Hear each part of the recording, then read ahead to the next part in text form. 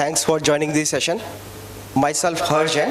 I work as a principal engineer in Harness. So in this session, I will talk about how Harness is able to leverage custom VMs on bare metal by using the open source tools. It really helped us to achieve very high performance at 6x cheaper cost.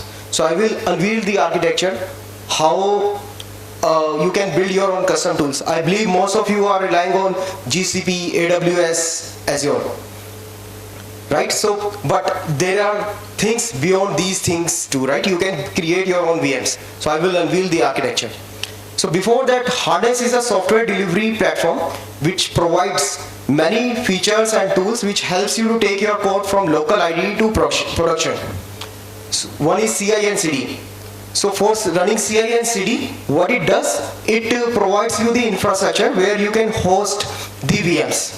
Earlier we were using GCP, but recently we migrated to bare metal.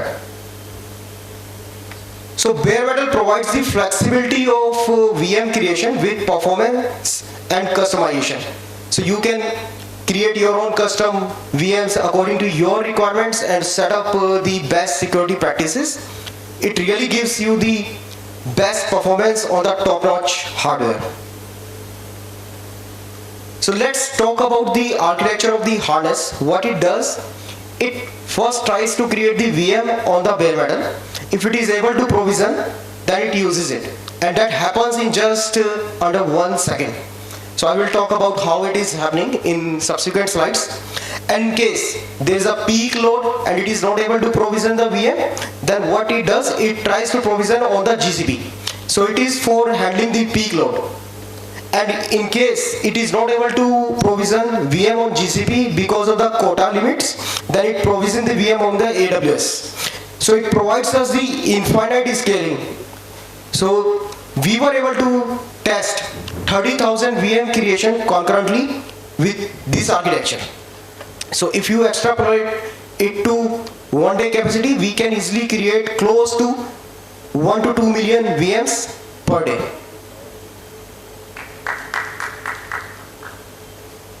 Harness Cloud Infra is really fast, efficient and reliable.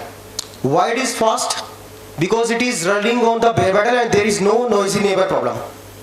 Why it is efficient? Because we are not using GCP, AWS, so it will give you the more margin because you will manage it, and by using the open source tool it is 6x cheaper. And why it is reliable? In case there is some production incident or there is no capacity available on the cloud, you can try creating the VM on the GCP. So there is a smart fallback happens, and not just on GCP. You can also try fallback on AWS in case GCP is having some outage. So it doesn't matter whether there was a tsunami in region 1 or there was some GCP outage, you will always be able to create the VM.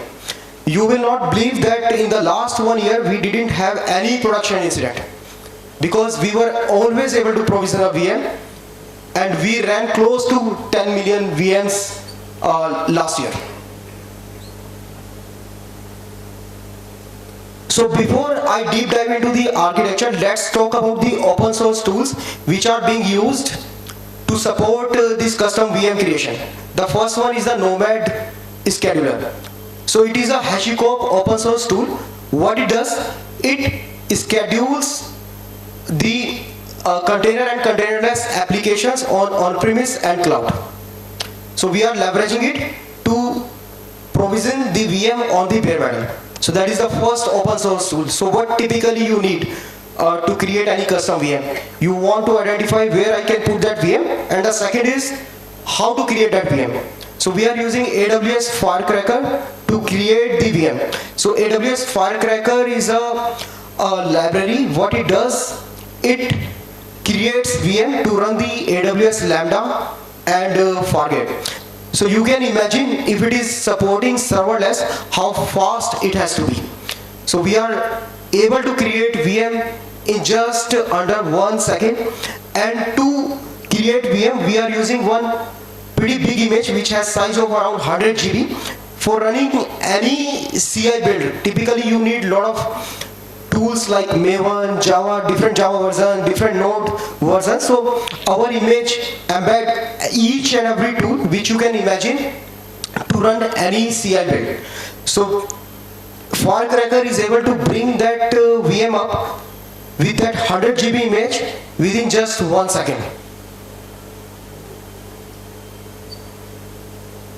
So let's deep dive into the architecture. So if you see here, what is happening? Harness services are communicating with the Nomad scheduler to provision the VM. And on each bare metal machine, we have a tool like AWS Firecracker Nomad client, which accepts the request from the Nomad scheduler and the image which will be used for creating the VM. Once request goes to Nomad scheduler, Nomad clients accepts the request from the Nomad scheduler and provision the VM immediately and return the address of the VM to Harness services. Once the VM is provisioned, then we don't go by Nomad scheduler. Basically, it has an advantage that you don't put additional load on the Nomad scheduler.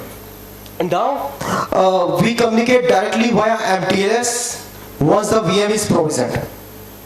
So this is making system quite reliable because you are putting low load on the scheduler and also directly interacting with the VM. So the most important guard which we have put on each bare metal machine, and it really helped us to achieve 99.99% availability. So I will emphasize on that. So on each bare metal machine we have a self-healing guards. Right, so you don't even have to manually intervene. So in case there was a network issue, you were not able to clean the VM, what it will do? It will automatically detect the stale VM and it will delete it. Similarly, if Nomad client is not able to connect to the Nomad server because of network issue, it will immediately restart the Nomad client. So basically everything is gonna be self-healed within few seconds. So that really helps us to achieve huge reliability without any manual intervention.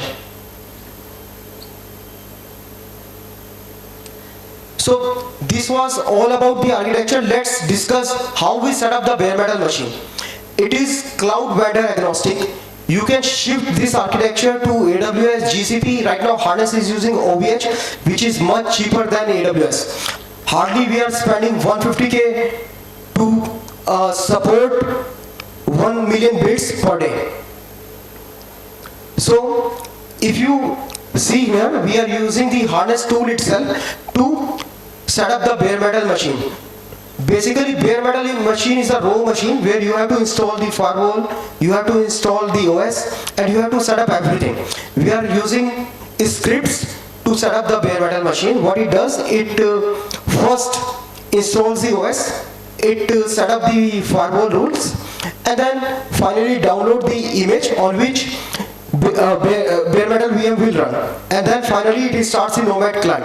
Once the Nomad client is up, it starts accepting the request to provision the VM, and this can be done in parallel across the machines. Typically it takes 15 minutes to set up all the bare metal machines if you want to refresh anything.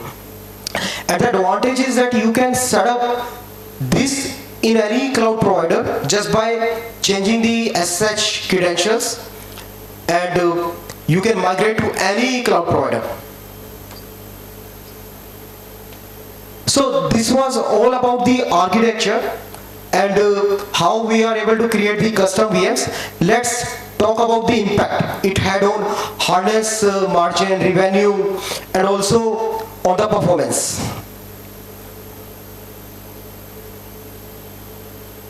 So if you see here, this is a last year data. Right now we are not using GCP, so I don't have the latest data, but last year data, if you see, it used to touch 1 million per year. But after moving to bare metal, it is just 150K constant cost because we have provisioned the VMs on the OVH, and it is 6x cheaper and pretty fast. I will show you the performance data as well. So let's talk about the Kafka open source repo. This is a build and test time on the Kafka repo. If you see here, on GitHub action it took 19 minutes. On Circle CI it took 15 minutes, while on the harness it just took 5 minutes. Huge difference, 4x improvement from GitHub Action.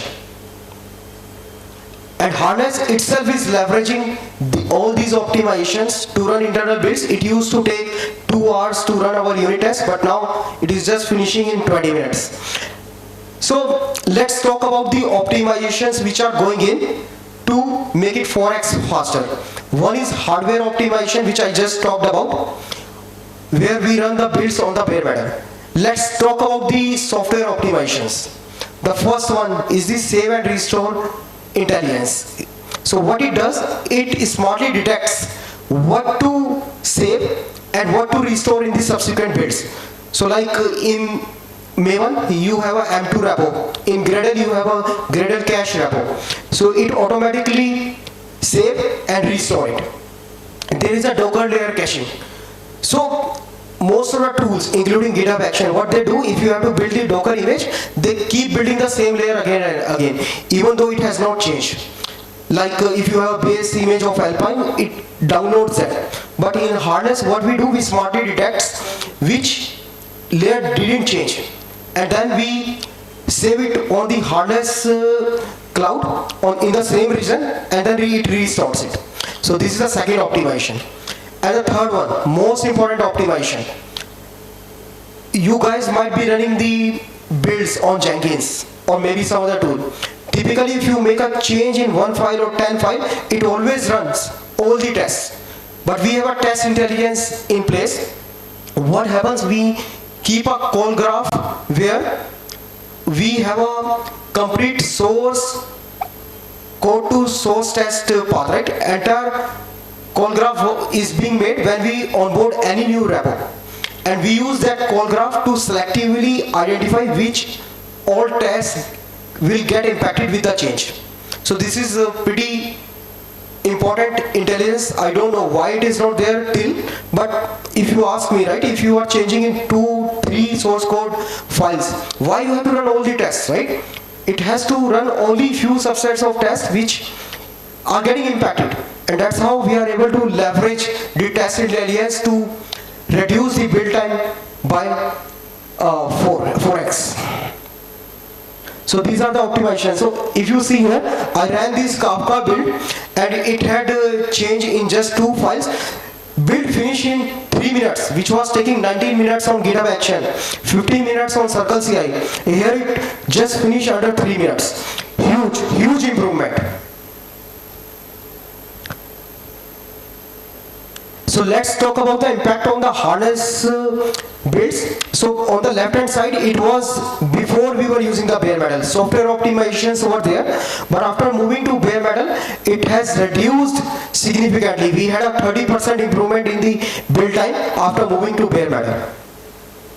And let's talk about the current load, right? If you see in the last 1 year, we were able to run 10 million builds, which is huge. So let's have a few questions. So this was all about the architecture. So let's discuss. If you have any doubts, I can answer. Thanks for attending.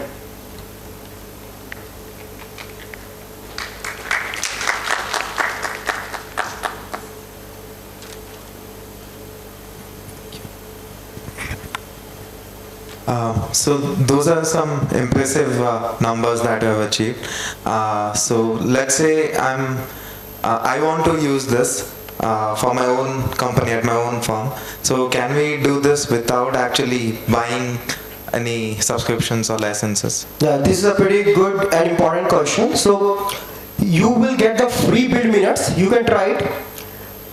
There are 2000 monthly build minutes which you can leverage to test and run the builds, which are typically sufficient to support organization where we have 4 to 5 engineers. But beyond that, there are plans.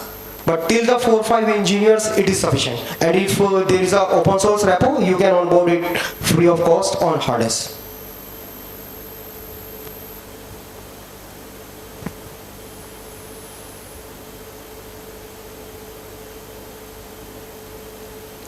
Thanks for attending the session.